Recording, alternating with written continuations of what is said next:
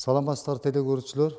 Бүгүнкү сабагыбызда унитаздын бачогунун ичиндеги бузулуп калган суу токтобой агып калгандарын кандай ремонт кылыш керек, кандай чогултуш керек, ошол жөнүндө көргөзүп берем. Бул жерде өтө кылдаттык менен иштеш керек. Анткени бул өзү фарфор болот, сынып калышы мүмкүн, жарак келиши мүмкүн. Ошон үчүн бул жерде биз окуу каражат атайын дайындалган ошол бачокту көргөзүп, кандай чогулат, эмнесинен суу агып калат, ошону көргөзүп берем. Бул жерде бул өзү фарфор, өтө морт болот, сынып калышы мүмкүн. Бул жерде отурган жери монда атайын сальник деп коет, атайын резинкасы, ошону сөзсүз коюш керек. Муну койбосоңор бул жерден суу агып калышы мүмкүн. Бул жерде көбүнчө биздин үйлөрдө сууну агып калгандары могу жерде насос деп коет, басканда мону иштейт. Могу суу менен келип аткан баткак, кум, топурактын баары ушул жерге туруп калып, жана суу токтобой үйлөрдө агып калып аткан ошол себептен. Мына ушул жерде атайын резинкасы бар мынакей. Ошо келип бул өтө жумшак жапканга атайын ылайыкталган.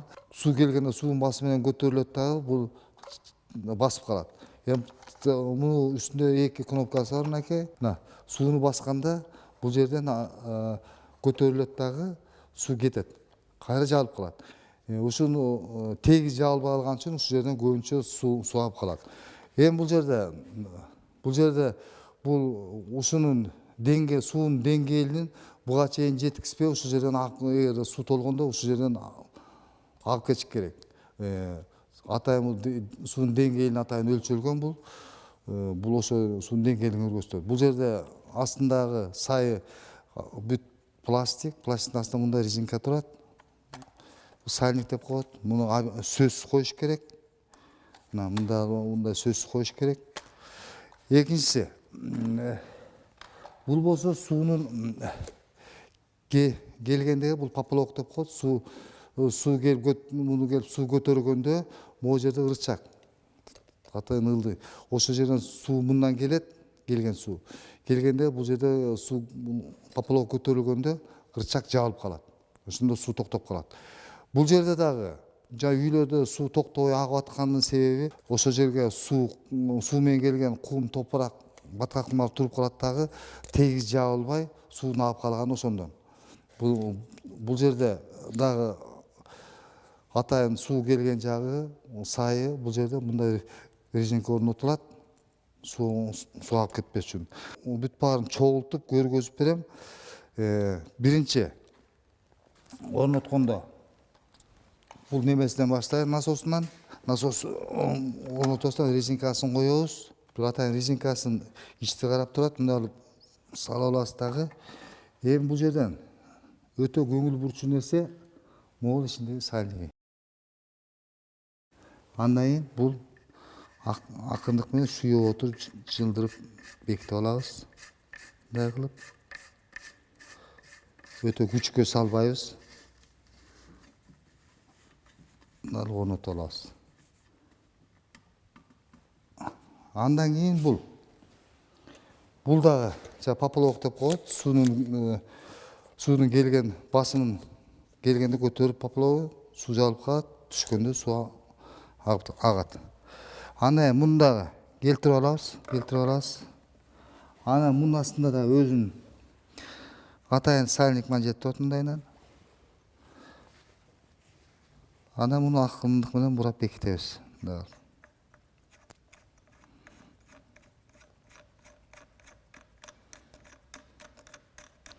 Муну ачкыч менен бурабай эле, кол менен эле акырын тартып койсо болот. Бул пластмасс, күчкө салбаш керек. Өтө морт болот, сындырбасын. Эле өтүн бурабайча кол менен мынтип бурап тартып койсо болот. Мындай контролдо. Эми бул отуручу жерине биринчи тазалап сүрүп алабыз могу резинкасын, атайын сальниктерин. Бул жерге отурат. Андан кийин бул атайын бекилчи эки андай тешик турат. Ошол жерге атайын өзүнүн бурагычтары бар. Ал бурагычтарды кандай коюш керек? Ал жерде сальник манжеттери менен турат. Бул жерден муну отургузуп аласың да алып.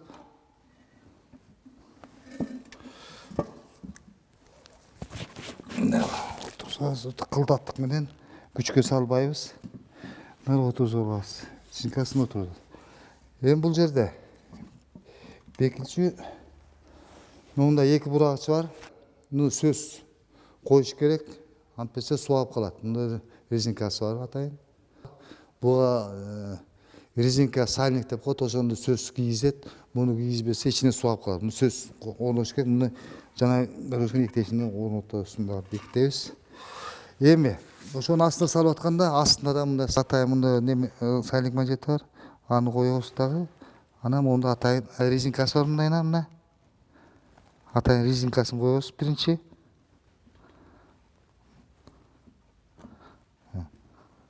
Андан кийин муну коебуз.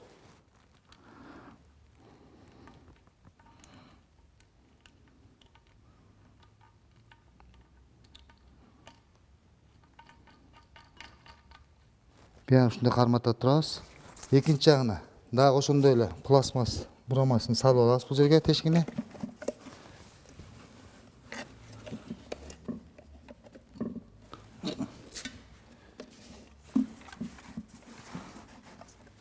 Салып алабыз. Андан астынан бул резинкасын сөз коюш керек. Монда резинкасы бар. Резинкасын салабыз мындай кылып туруп.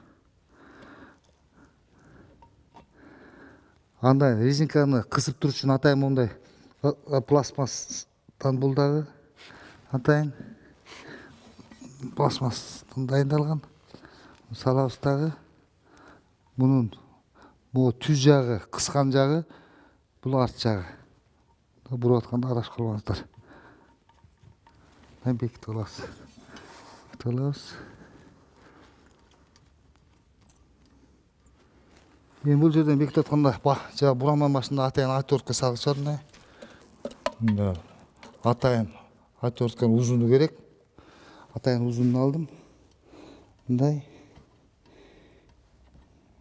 Алмак салмак тегиз бир калыпта тартып отурабыз. Анткени бул жерде отурган резинканы кысыш керек астындагы. Мындай жүрүп отурабыз кысып. Жүрүп отурабыз мындай. Андан кийин экинчи жагын кысабыз мындай.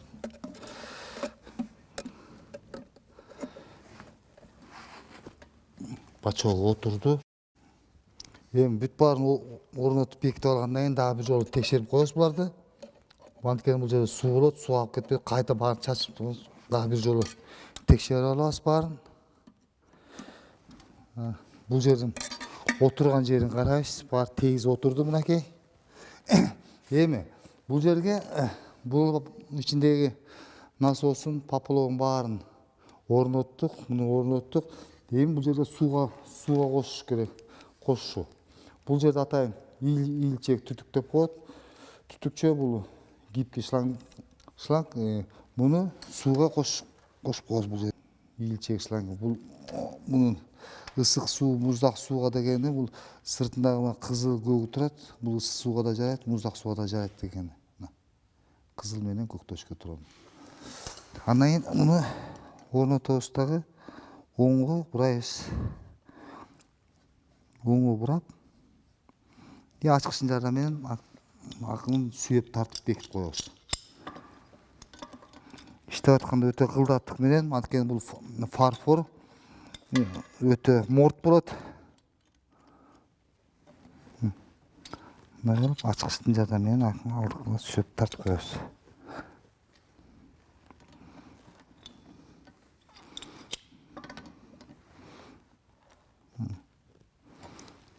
Бул жерде оңдоп түзөө жумуштары болду бүгүн сабагыбызда.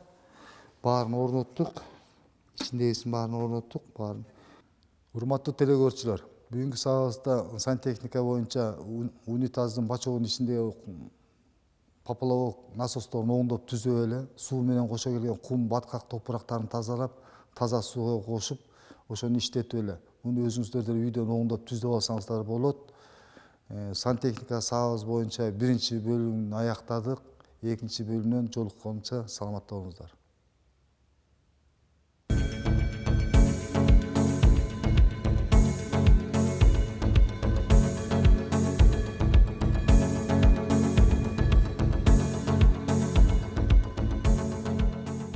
Кыргыз Республикасынын өкмөтүнүн номер 67 токтому менен бекиген Кыргыз Республикасында 2021-2025 жылдары мамлекеттик тилди өнүктүрүү жана тил саясатын өркүндөтүү программасынын алкагында жасалган видео сабак.